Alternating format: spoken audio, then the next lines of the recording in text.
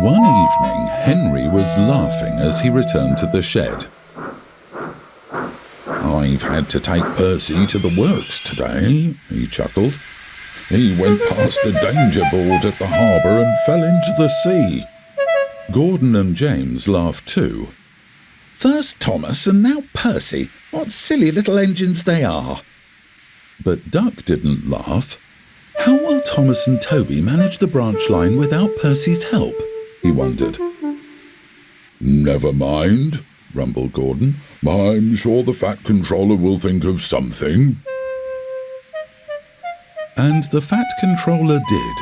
The next morning, he came to see Duck.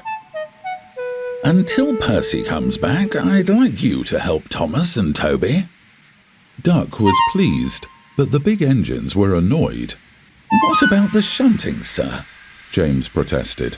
"I'm afraid you'll have to fetch your own trains again for a while," said the Fat Controller. "And this time, let's hear none of your no shunting nonsense."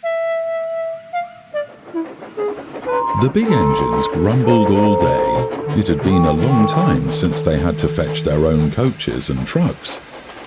They didn't like it at all.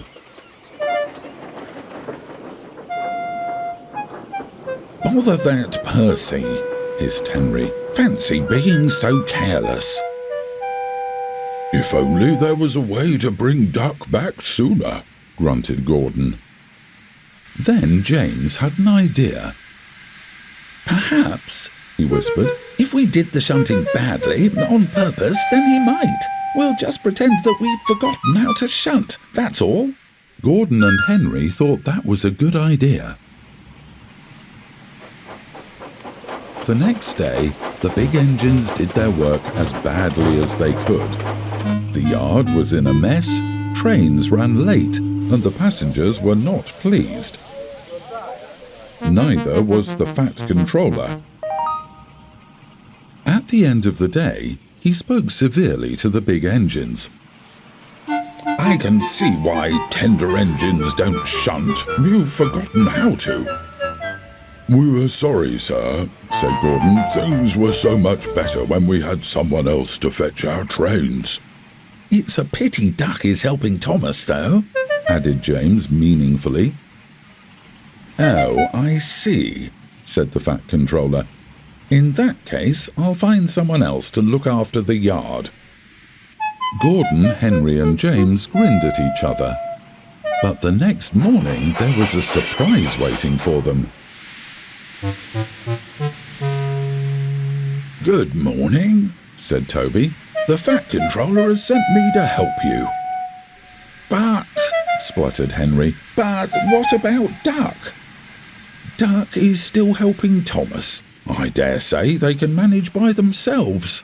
As for you three, show a wheel and jump to it." For the next few days, Toby kept the yard in good order.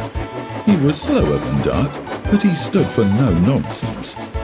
Henry, James and Gordon couldn't do anything without Toby knowing about it.